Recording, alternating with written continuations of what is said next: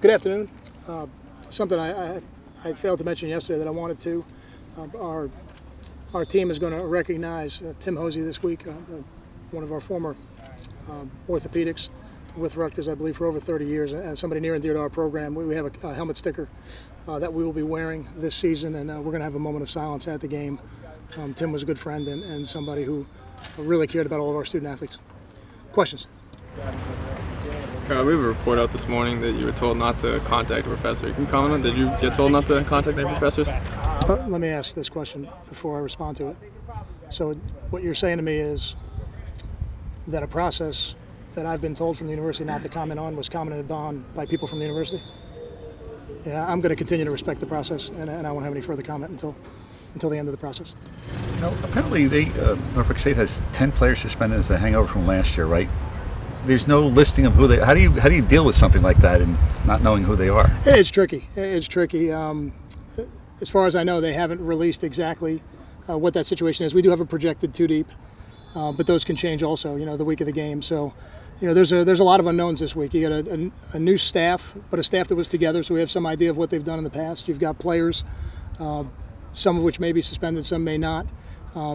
We're going to have to get out there Saturday and really see who lines up and do a great job adjusting during the game as we need to.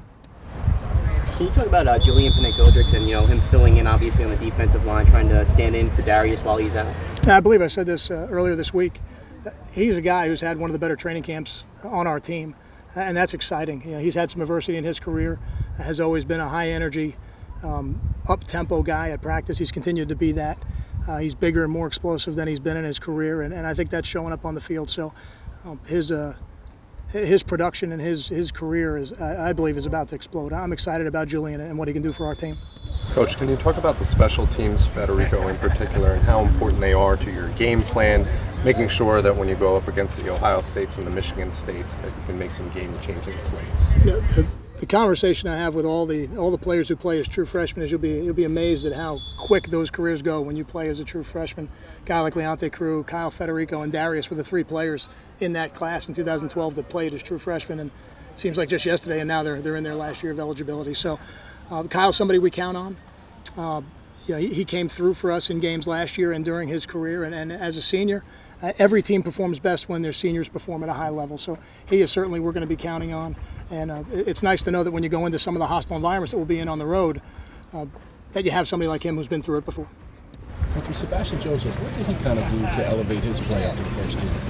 I was pleased with how Sebastian was playing last year before he got injured. I think this has been coming, and then that injury kind of set him back a little bit like it would any player. But he's somebody that we've known from the very beginning was going to be a good player for us, and now the only thing left for him is to really prove it over the course of a season, and he's excited to do that, and I'm excited to see it.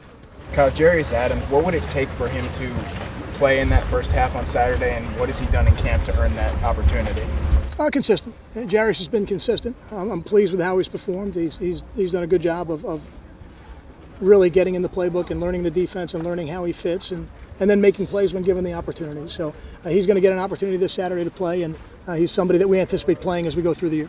How big is this opportunity for Carlton to get the start on Saturday? It's a big opportunity. Anytime some player goes down, regardless of the reason, it's important for that next player to step up, and it's important for that next player to take on the role of the starter. If you're on the field, you are the starter. It doesn't matter if you're out there for the first play of the game or you go out there in the second quarter, whatever that is, you become the starter. And Carlton's worked hard to get this opportunity, and now it's going to be fun for us to watch him do it.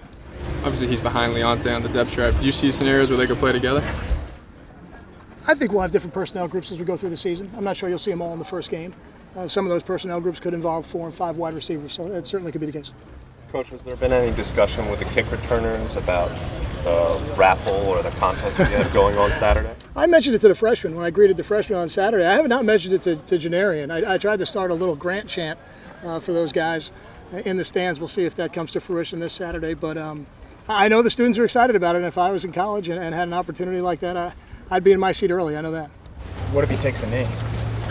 He'd probably get booed, but sometimes that's a good decision, and that's what happens.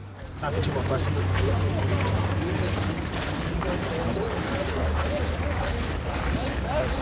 Thank you, man.